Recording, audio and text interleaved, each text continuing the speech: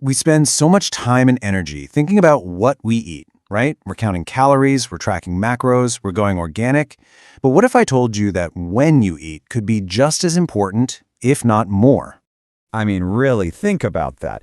Does a calorie at 9 o'clock at night hit your body differently than that same exact calorie at 9 in the morning? Well, it turns out modern science is screaming a resounding yes. The timing of your meals absolutely matters.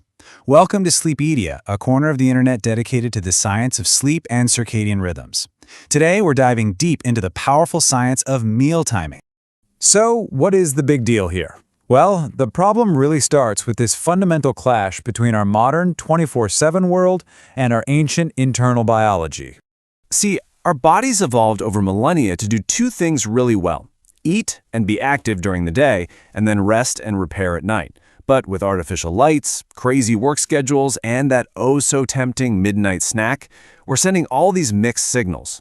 This creates what scientists actually call metabolic chaos, a state of confusion that messes with our body's natural flow, and it seriously increases our risk for things like obesity and type 2 diabetes. So, to fix this chaos, we first have to understand the very system we're disrupting. And that brings us to the star of our show today, our circadian rhythm. Okay, think of it like this. You've got a master clock in your brain. It's technically called the suprachiasmatic nucleus, but master clock sounds way cooler. And it keeps time for your entire body. But, and this is the really cool part, every single one of your organs, from your liver to your pancreas, has its own little local clock. These local clocks listen for cues, and one of the loudest, most powerful cues you can give them is food. When you eat, you're basically yelling to those organs, "All right, people, it is go time." And this is where the difference is, it's night and day, literally. When you eat during the day, your body is primed for it. Your insulin sensitivity is high, meaning it can handle sugar efficiently, your metabolism is revved up, and it sets the stage for a great night of rest and repair.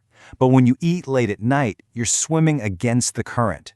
Your insulin sensitivity tanks, your glucose control gets all wonky, and you totally disrupt that crucial nightly repair process. And look, this isn't just a cool theory. There is a growing mountain of really solid scientific evidence that shows just how incredible the benefits are when we align our meals with our internal clocks. Let's start with one of the biggest and most well-proven benefits: better blood sugar control. This is a huge deal for preventing all sorts of metabolic issues down the road, especially type 2 diabetes. And we're not talking about some small fringe study here. A major meta-analysis from 2023, which covered over 1,100 people, found that an approach called time-restricted eating, or TRF, significantly improves key blood sugar markers. That's some powerful evidence.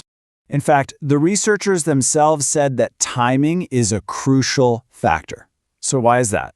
It's because eating earlier in the day lines up perfectly with our body's natural peak in insulin sensitivity. It means our body can handle the food we give it so much more effectively, putting way less stress on the whole system. And the benefits don't even stop there. Studies are also linking this way of eating to modest but meaningful weight loss, better blood pressure, better cholesterol, and even enhanced fat burning.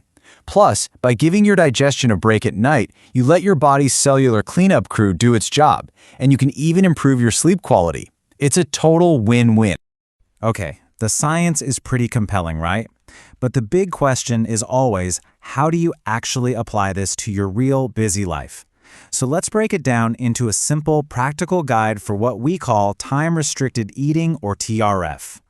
It's honestly simpler than it sounds. First, just pick an eating window of about 8 to 10 hours. Something like 9 a.m. to 5 p.m. is a fantastic place to start.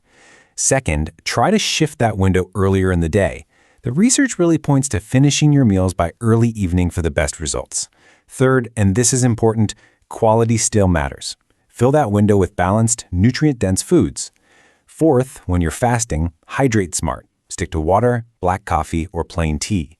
And finally, step 5, consistency is your best friend. Your body loves a routine, so try to keep your eating and sleeping schedules pretty similar from day to day.